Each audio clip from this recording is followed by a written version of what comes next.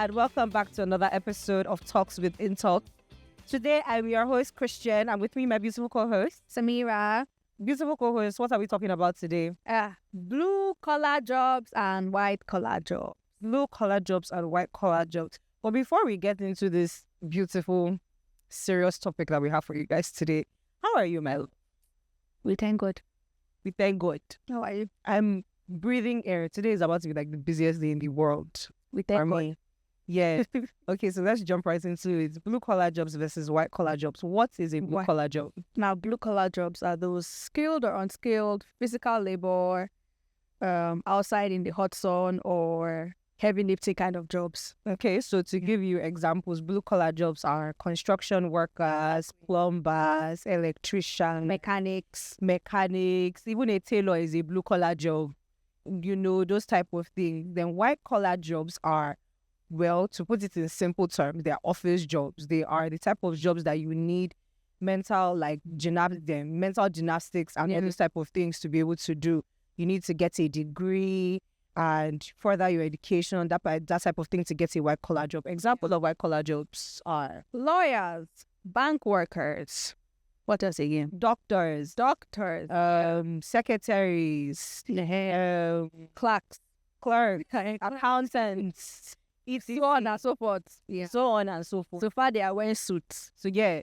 So in the world that we live in today, there is this the reason we've not tagged this episode blue versus white collar jobs because I don't personally feel like there should be a versus. Yeah, we're not for or against. You know, we're not for or against. We're just literally here to talk to you about both and tell you pros and cons on both sides. Yeah. But there is a stigma in today's world of blue collar jobs being seen as less than white collar jobs. Yeah. But realistically, for a proper functioning society, we need everybody. Everybody makes up a society, In hand. you know. So Blue collar workers they basically work behind the scenes in white collar jobs. yes, Who do you think your generator man is, your gates man, your them? you know, your gardener, the person that is like doing basic farming where your food grows from, all this. The house we are living in, It is built it. Not the one that designed it. The one that designed it is white collar job, but the ones that built you know, the people that build it, people carry cement up and down. Yeah. So tell me, what do you have for me right now?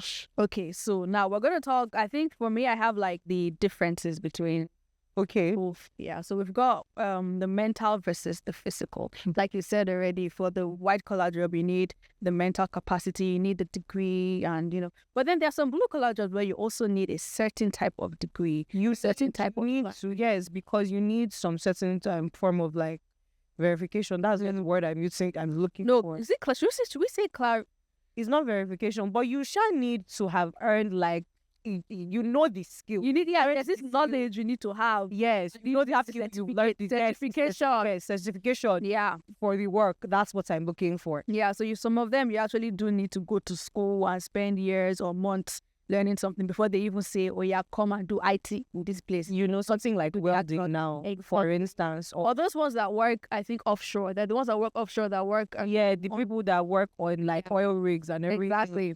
So yeah, and then we've also got the training requirement for these things. Like for white collar jobs, you get to spend years in school. You get to do practicals and all of that. Blue collar jobs, I think they do more of practicals than they do. You know, for a blue collar job, it would make sense that you would do more of hands-on training. Yeah, so you do more of that because you have to. Yeah, basically, it's physical stuff. You have to lift things, hold it. You have to know how to be able to perform. Exactly. Yeah, it's like I said, it's literally like learning being a mechanic, a car mechanic versus like going to law school. Obviously for law school, you have to do the 5 years of law, the 2 years of law school, passing the bar, etc, before you can get your degree to be a lawyer. But before you can eventually become like a certified mechanic properly, they have trade courses that they do. Then in those trade courses, you start out small. You start out with your like engine oil changes here, fix this, break this there, and then it can be like maybe 2 to 3 years of a course. Sometimes some people do one, sometimes some people do more, to further like improve themselves in what they are doing and their experience. And then I think another difference would be the work environment, obviously. No, okay, yeah, the work environment, working is very big different. There's a big difference because this one, some of them don't even have a specific work. They are working in different places, not just one place. Yes. White collar jobs, most of the time, they are But that's stationary. Yeah, you're there. You're not leaving. You're in the same place. You'll be there for, you even get promoted. There's promotions. You are there. You're trying to work towards something, trying to.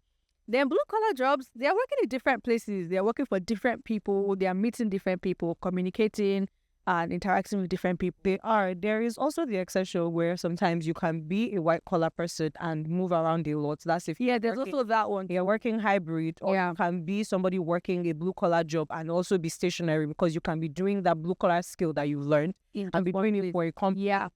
But there's also work there, that type of thing. Yeah. So, and then that's, I think, and then the skills and certification thing, like we've already said before, you need certain degrees to do a white collar job. You need certain skills to do a blue collar job. You can't just wake up one day and say, I want to become an electrician.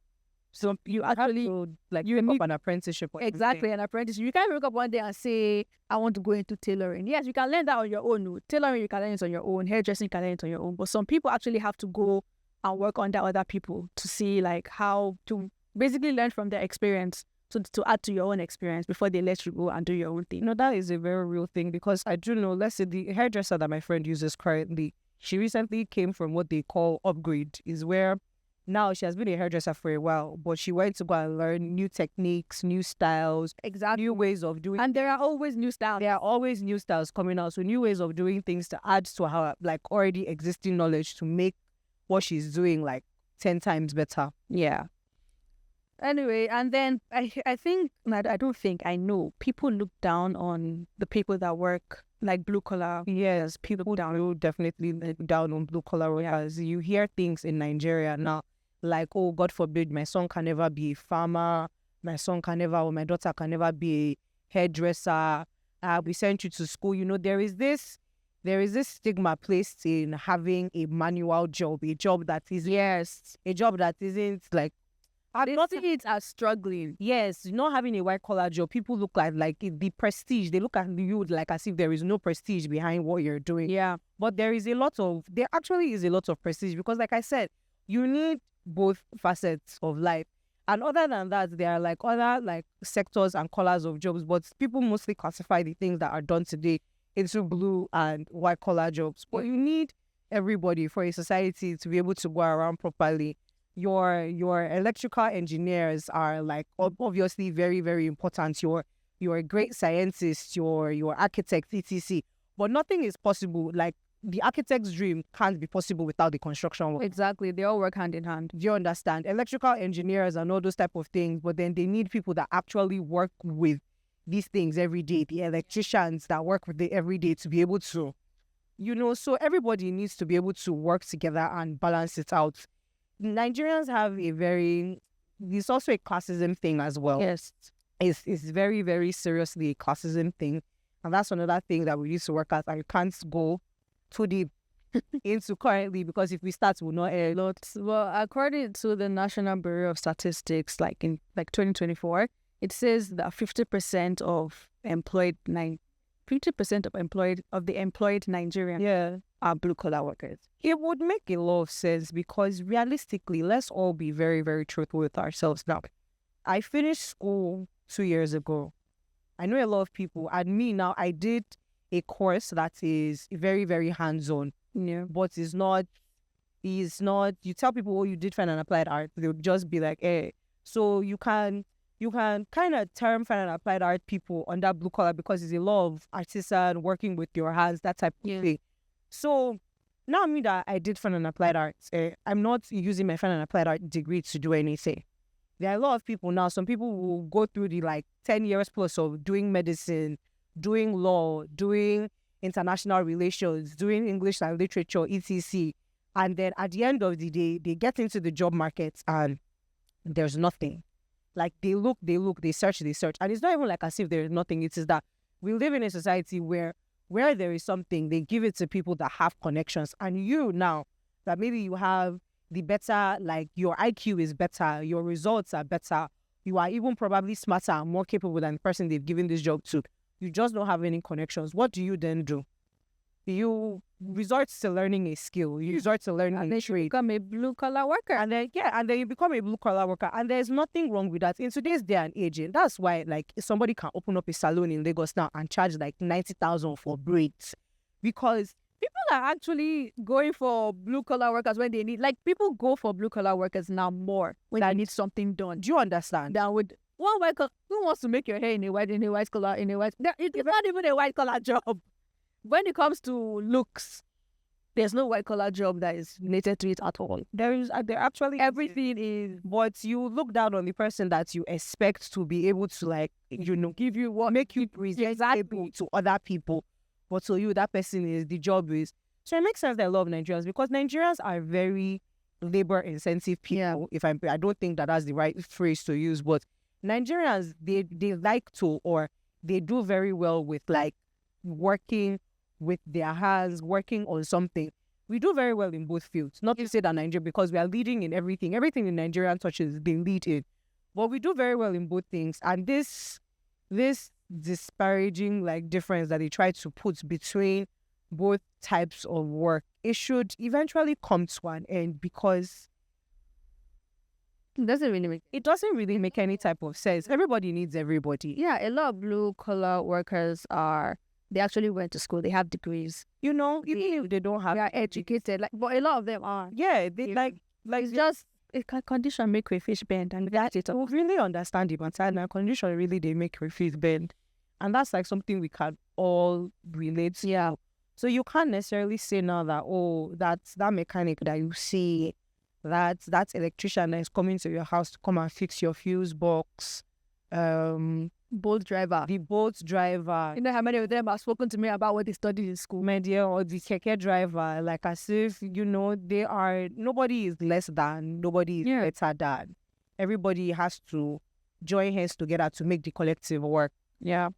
So if I were to speak on the cultural and social angles, when it comes to like prestige, because you already mentioned it earlier, you say because a lot of families are push their children to go for a white collar job because it's seen as yes, it is successful, even though the pay is a lot less than maybe a blue collar job. You can't earn more from a blue collar job. That's what a lot of people don't know.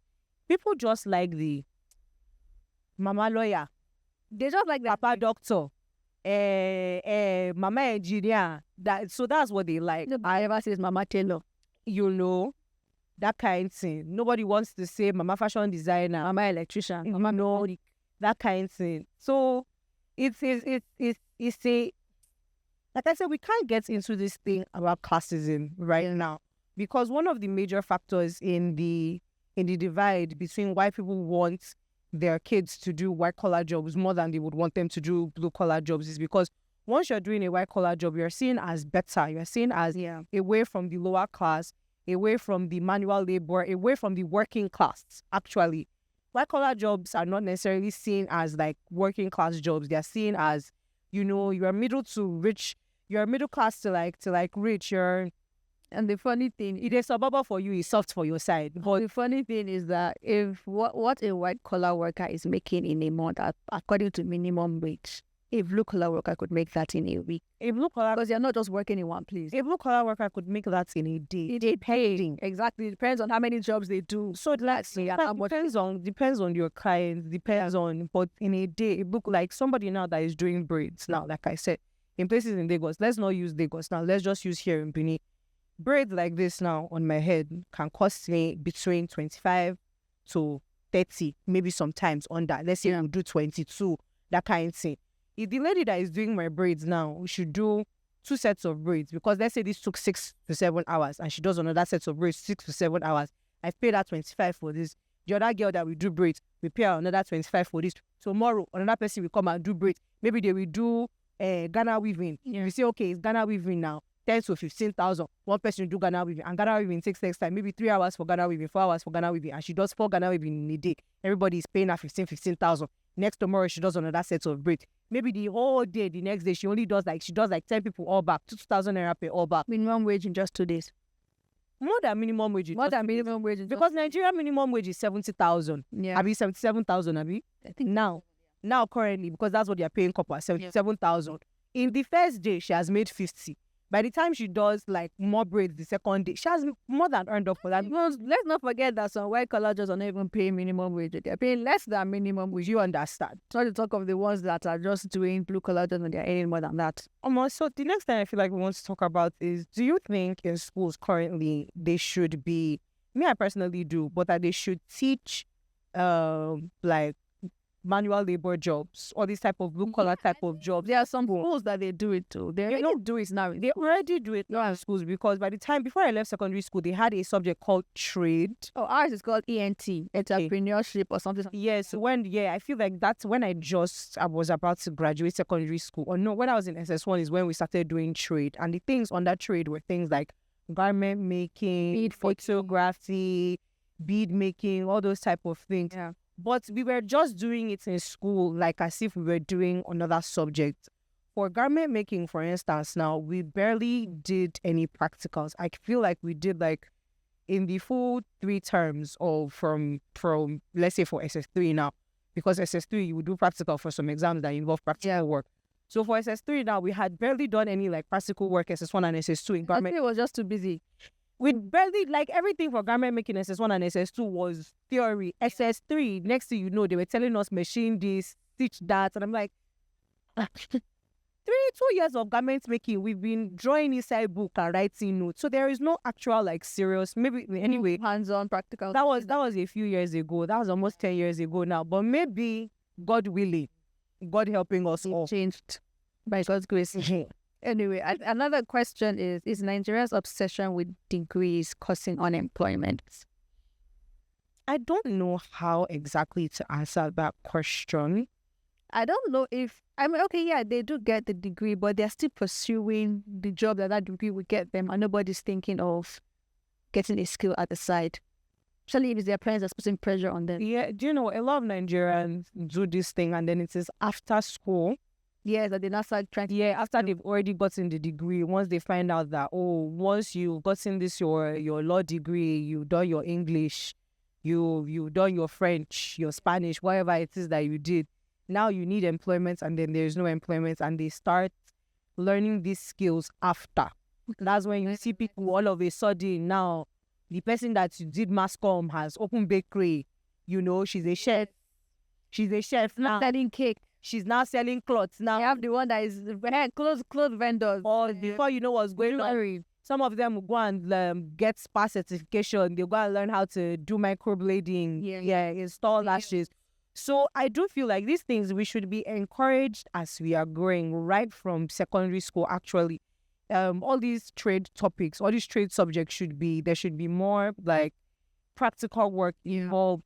They should make it fun, because what they also talk about, they don't really speak on it. They're not like, we get that you want to do this thing when you grow up, but like you should have other options. They won't go into whatever it is, like your hobbies. People have hobbies that they eventually just forget about. Like, you should really like something, go into it, but they don't encourage it. They, like here in Nigeria, they just literally tell you what you go to school for is what you're like. That is, they don't tell you to like diversify. That sometimes they don't teach that things don't always work out the way you want them to work out. Yeah.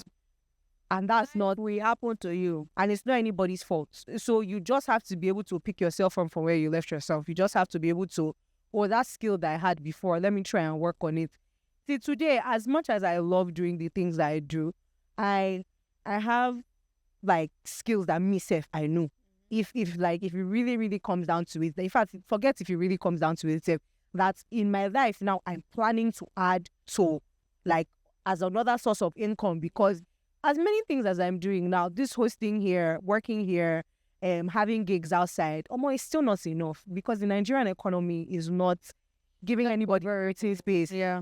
So at this point in time, everybody like go to school, get your degrees, but also learn a handwork. Understand that there is a lot of value in having a blue collar skill. There are people that are going to school are still doing their handwork on this. Do you understand? There is so much value in having a blue collar skill. Yeah. There is no such thing as wasted education. There is no such thing as wasted effort, because learning that too as well is still a form of education. You would eventually add that knowledge to your everyday life. Exactly. Like even if you don't use it every day, you can always just pick up something to learn as a hobby. One day go be one day.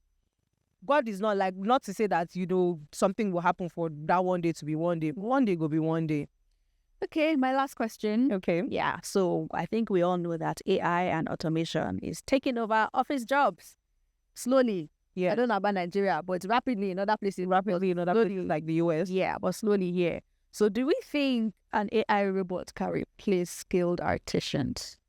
So, because is it AI that wants to carry this thing and plaster a house? you know what? I can't necessarily say that may not be possible. It will be possible. Well, not right now currently, because there are still some things that as much as there are like technological advancements and etc, they are still being made by hand today. A lot of food. There are some specialty foods now, i.e. like olive oil now, for instance, or champagne or cheese, or like... So the AI was made by a human. Do you understand? Yeah. Or like all those type of things. Eventually, like I know, I can't off the top of my memory, but I know of some like artisans that make furniture that, people still go to these people. They are older now. They are all those type of things, but people still go to them because the character and the work that they put out, a machine can just carve out this chair now. Yeah. But if somebody carved out this thing now with their hands, you would see the difference. There would be a lot more life in it. So even if we do get to a point where everything can be automated, the need for human work, human ingenuity, it doesn't go away, because from like people connect to anything. Yeah. From if I say, okay, I made this pillow by hand, now somebody would probably want to buy this pillow more because I said it's handmade, other than, oh, this is just a factory stuffed pillow. Come and buy the pillow. It's way more expensive and more valuable. Do you understand? So Factory. So I feel like we have come to the end. Have we come to the end? Yes. Yes, we have come to the end of today's episode. Yeah, I really enjoy talking about this. I have a lot. It's really fun, insightful. There's a lot more, but but we do have to end the episode sometime. So thank you guys for coming to watch. Thank you guys for watching. Like, subscribe, comment, give your opinions, answer the questions too that I asked. Give answer the questions in the comments. You guys know that this is a community and we love to hear from you. So we'll see you guys in the next one. Bye. Bye.